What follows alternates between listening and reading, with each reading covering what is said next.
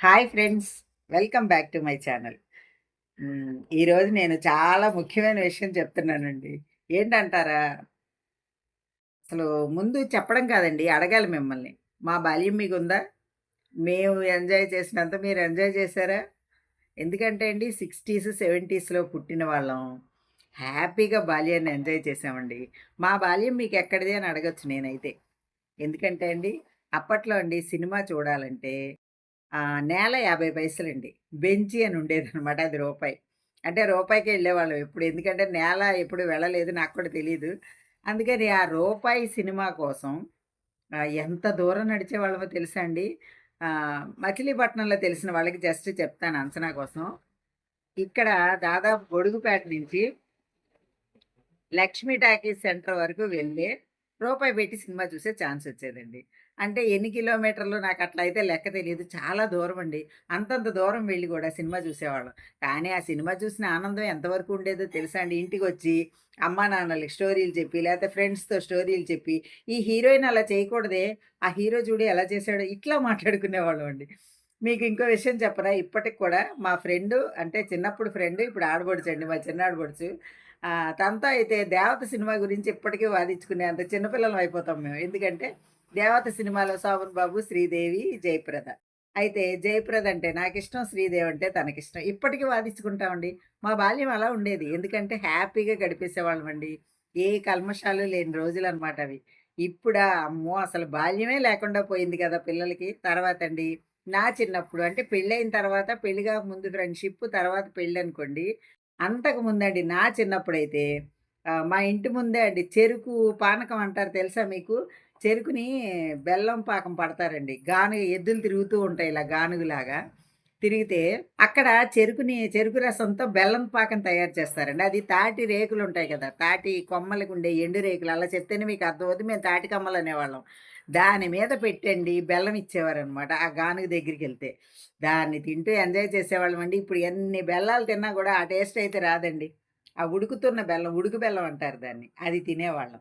అలాగే అండి స్కూలుకెళ్తే 10 పైసలండి జీడి ఇచ్చేవారు. బాగా నువ్వులతో ఇంత జీడి ఉండేదనమాట. అది మనం ఒక పీరియడ్ అట్లా తినేవాళ్ళం. అంత టైం పట్టేదండి ఆ జీడి పూర్తవ్వడానికి. అంత పాకంతో అలా ఉండేదనమాట. ఆ జీడి తినేవాళ్ళం. తర్వాత ఉసిరికాయ అమ్మేవారండి. ఊరబెట్టేవారు. ఉప్పు, కారం అన్నీ వేసి ఊరబెట్టిన ఉసిరికాయలు ఇంతంత ఉండేవన్నమాట. ఆ ఉసిరికాయ కూడా 5 పైసలండి. మా చిన్నప్పుడు బాల్యం అది. 5 పైసలు. రూ. 5కి ఐసొచ్చేదండి.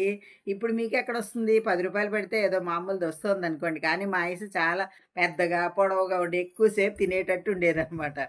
అది. అలా తినేవాళ్ళమండి.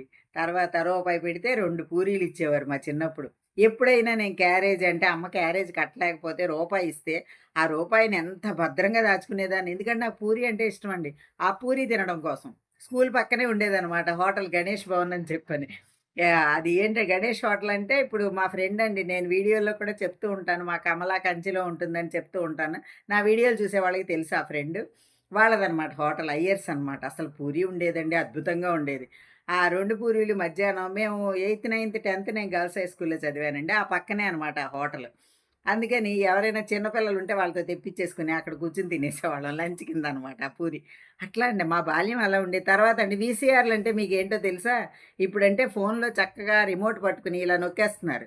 నొక్కగానే మీకు అన్ని ఛానల్స్, యూట్యూబ్‌లు అన్నీ వచ్చేస్తున్నాయి కదా! మాకవేం తెలీదండి. క్యాసెట్లుండేవి. క్యాసెట్లు ఇంతంత క్యాసెట్లుండేవనమాట ఇలా నలుపలకలుగా. ఆ క్యాసెట్లు వీసీఆర్ అని ఒకటుండేదండి. టీవీకి ఆ వీసీఆర్ కనెక్ట్ చేస్తేనే, ఈ క్యాసెట్‌ల్లో ఉన్న సినిమాలు గాని, వీడియోలు గాని, పెళ్లి వీడియోలవి పూర్వం పెళ్ళిళ్ళవి అవి వచ్చేవండి. ఆ వీసీఆర్ అంటే మీకు తెలుసా? మాకు తెలుసండోయ్!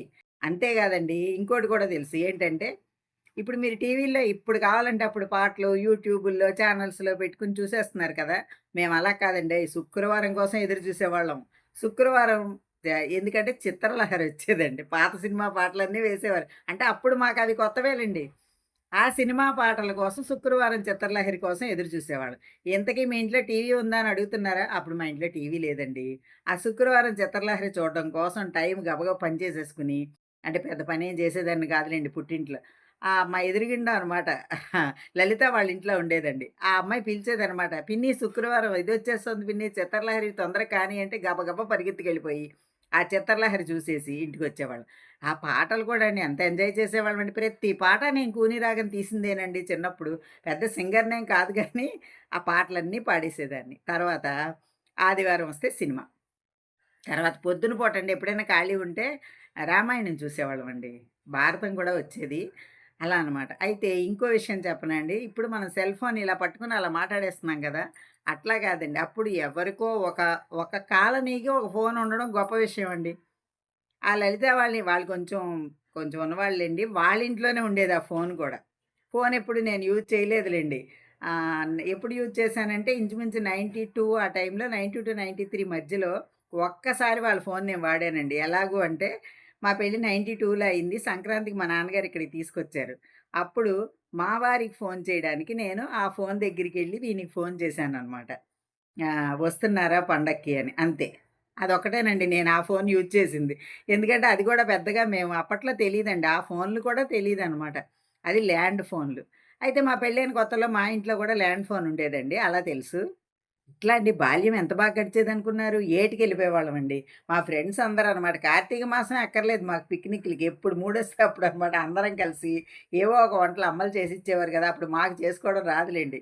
ఆ వంటలన్నీ తీసుకొని ఎళ్ళిపోయి ఏటిగట్టుకెళ్తే అండి పొద్దున్నుంచి సాయంత్రం దాకా ఆ ఏటిలోనే నీళ్ళల్లో స్నానాలు, ఆటలు అన్నీ ఆ నీళ్ళల్లోనేనండి. సాయంత్రానికి ఇంటికొచ్చేవాళ్ళం మధ్యాహ్నం భోజనాలవి చేసుకొని. అంటే తీసుకెళ్ళినవన్నీ తినేసి హాయిగా ఎంజాయ్ చేస్తూ సాయంత్రానికి తిరిగొచ్చేవాళ్ళమండి. అలాగే సినిమాకెళ్ళాలంటే ఎలా ఎళ్ళాలి? మా నాన్నగారే తీసుకెళ్ళేవారండి. సినిమాలకంటే మా నాన్నగారే తీసుకెళ్ళేవారు. అలా విడిగా ఎప్పుడైనా వెళ్ళాలి అంటే ఏదైనా మంచి సినిమా అంటే పాత సినిమాలేనండి. అప్పుడు నాకసలు కొత్త సినిమాలే తెలీవు. మాకు చిన్నప్పుడు సినిమాలు అవి కూడా ఏంటి 'మాయాబజారు', 'అప్పుజేసి పప్పుగూడు', 'జగదేక వీరుని కథ' ఇలాంటివే అనమాట. ఇప్పటికి ఇష్టమేనండి. అప్పుడు ఏర్పడిన ప్రేమేమో నాకు ఇప్పటికి అవే చూడాలనిపిస్తుంది. ఆ సినిమాల కోసం మా నాన్నగారిని అడగాలంటే, మా ఫ్రెండ్ పద్మ పేరు చెప్పేదానండి. "ఏవండీ పద్మ ఎళ్తుందండి. పద్మ, నేను వెళ్దామని వాళ్ళ నాన్నగారు పంపిస్తున్నారని" నేను చెప్తే, వాళ్ళ ఇంట్లో అది చెప్పేది అలా పద్మ. ఇంకో అమ్మాయి ఉండేదండి రాణి అని. మా ఇంటి పక్కనే అనమాట ఇల్లు. లేతే అది నేను కలిసి వెళ్ళేవాళ్ళం. తనతో మాత్రం పంపించేవారండి. తనిప్పుడు లేదు. మిస్ అయ్యాను రాణిని నేను. పద్మతో అయితే నా స్నేహం ఇప్పటికి అలాగే కొనసాగుతుందండి. ఈ మధ్య మేము మా ఫ్రెండ్స్ అందరం గూడా గ్యాదర్ అయ్యామండి. క్రిందటి సంవత్సరం మే నెలలో. అసలు చాలా హ్యాపీగా గడిచాం. చిన్ననాటి స్మృతులన్నీ నెమరేసుకున్నాం. అందుకే నాకు మళ్ళీ అన్నీ కొంచెం గుర్తొచ్చాయనమాట. అలాగే అండి ఏదైనా వాన పడితే గొడుగు తీసుకెళ్ళాలి, వాతావరణం ఇలా ఉంటుందని ముందు తెలిసేది కాదు మాకు. వచ్చేటప్పుడండి ఆ ఓణీలు కప్పుకొని ఇంటికొచ్చేసేవాళ్ళం ఫుల్లుగా తడిసిపోయి. జలుబు, జ్వరం అవన్నీ వస్తే అవన్నీ అమ్మ చూసుకునేదనుకోండి అది వేరే విషయం. అట్లా తడుసుకొనొచ్చేయడమే గానీ ముందు జాగ్రత్తలు ఇలాంటివి ఏమీ తెలియని బాల్యం అండి. అలాగే అండి మనసుకి ఏదనిపిస్తే అది చెప్పుకోవడమే. సరదాగా మాట్లాడేసుకోవడమే గానీ, ఏంటో ఇప్పుడున్న నా ఆలోచనలు ఇలా మాట్లాడితే ఆ అర్థం వస్తుంది, అలా మాట్లాడితే ఈ అర్థం వస్తుంది అవన్నీ కూడా తెలియని రోజులండి అవి. ఎంత హ్యాపీగా గడిచిపోయినాయి అనుకున్నారు? అందుకే అంటున్నానండి మా బాల్యం మీకెక్కడిది అని. ఈ తరం వాళ్ళకి చెప్తున్నాను నేను. నిజంగా అండి హాయిగా అయితే అండి కోతి కొమ్మచ్చి ఆడేవాళ్ళం. మామిడి చెట్లుండేవి. మా ఇంటి ముందరే పెద్ద తోటనమాట. ఆ చెట్టు ఎక్కిపోయేవాళ్ళమండి. ఈజీగా ఎక్కిపోయేవాళ్ళం. ఇప్పుడా మెట్టెక్కాలంటే భయమేస్తోందండి. అంటే ఈ ఏజ్‌లో అలాగే ఉంటుంది. కానీ ఈ తరం పిల్లలు కూడా అలా ఎక్కే పిల్లలు నాకెక్కడా కనిపించట్లా. అలాగే అండి మా జామ చెట్టు ఉండేది మా దొడ్లో. జామ చెట్టుకి కాయలుండేవి. దాని మీద కూర్చొని మా ఫ్రెండ్ వెంకటలక్ష్మి నేను చెరుకు గడలు తినేవాళ్ళం. అది 19 ఏవో నంబరండి. లావుగా నల్లగా ఉండే చెరుకు గడలు తెచ్చేది. అవి ఆ చెట్టు మీద కూర్చొని తినేసి దిగేవాళ్ళం మేము. అంత హ్యాపీగా గడిచిందండి బాల్యం. ఇప్పటికి కూడా నాకనిపిస్తూ ఉంటుంది మా చోడవరం వెళ్ళిపోవాలని. ఆ కోరిక కూడా మా ఫ్రెండ్ లక్ష్మి తీర్చిందండి నాకు. మొన్న మేమందరం కలిసినప్పుడు ఇలా చోడవరం వెళ్ళాలనుందంటే అది ప్రత్యేకంగా కారు తీసుకొచ్చి నన్ను తీసుకెళ్ళి ఆ ముచ్చట కూడా తీర్చిందండి. మా ఊరంతా చూసి నాకసలు ఎంత ఆనందం వేసిందంటే మా అమ్మ, నాన్న కూడా గుర్తొచ్చారు. మా అన్నయ్యలు మేమందరం గడిపిన అవన్నీ కూడా కొంచెం ఎమోషనల్ అవుతున్నానేమో. అలా అండి నాకసలు మా ఊరన్నా, అసలు ఆ బాల్యం అన్నా నాకు చాలా ఇష్టమండి. ఇప్పటికి కూడా నాకు అలాగే ఉంటుంది. ఎందుకంటే అండి, కల్మషం ఎరుగని ప్రేమలు, కల్మషం ఎరుగని మనసులు, ఇప్పటికండి మా ఫ్రెండ్స్ అందరూ నాతో అలాగే ఉన్నట్టుగానే నాకనిపిస్తుందండి. ఏ విధమైన మార్పు లేదు. నేను వెళ్తే వాళ్ళు నన్ను అలా అంత ఆప్యాయంగానే చూస్తారు. ఏ ఫ్రెండ్ అయినా సరే. అందరూ నన్ను బానే చూసుకుంటారండి. అంటే ఒక అప్పచెల్లెల్లాగా, ఒక ఫ్రెండ్‌లాగా అసలు ఎంత బా చూసుకుంటారో అసలు వరసలు కూడా పెట్టకూడదండి. ఫ్రెండ్స్ అంటే ఫ్రెండ్సే.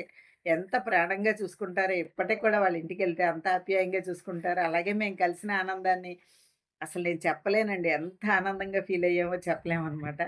ఆ! అలా అండి మా బాల్యం చాలా బాగా గడిచింది. మీకెవరికైనా ఇంత మంచి బాల్యం ఉందా? చెప్పండి అసలు. నిజంగా అండి అసలు ఆ రోజుల్లో అండి నడుచుకుంటూ వెళ్ళేవాళ్ళమండి స్కూళ్ళకి. ఎంతెంత దూరాలైనా పెద్ద పెద్ద సంచులు మోసుకుంటూ. ఇప్పటిలాగా ఫ్యాషన్ బ్యాగ్స్ ఏం లేవండి మాకు. పెద్ద పెద్ద సంచులండి. ఆ సంచులే మోసుకుంటూ వెళ్ళేవాళ్ళమనమాట. అంటే సంచిలాగా ఉండేదనమాట ఇలాగ.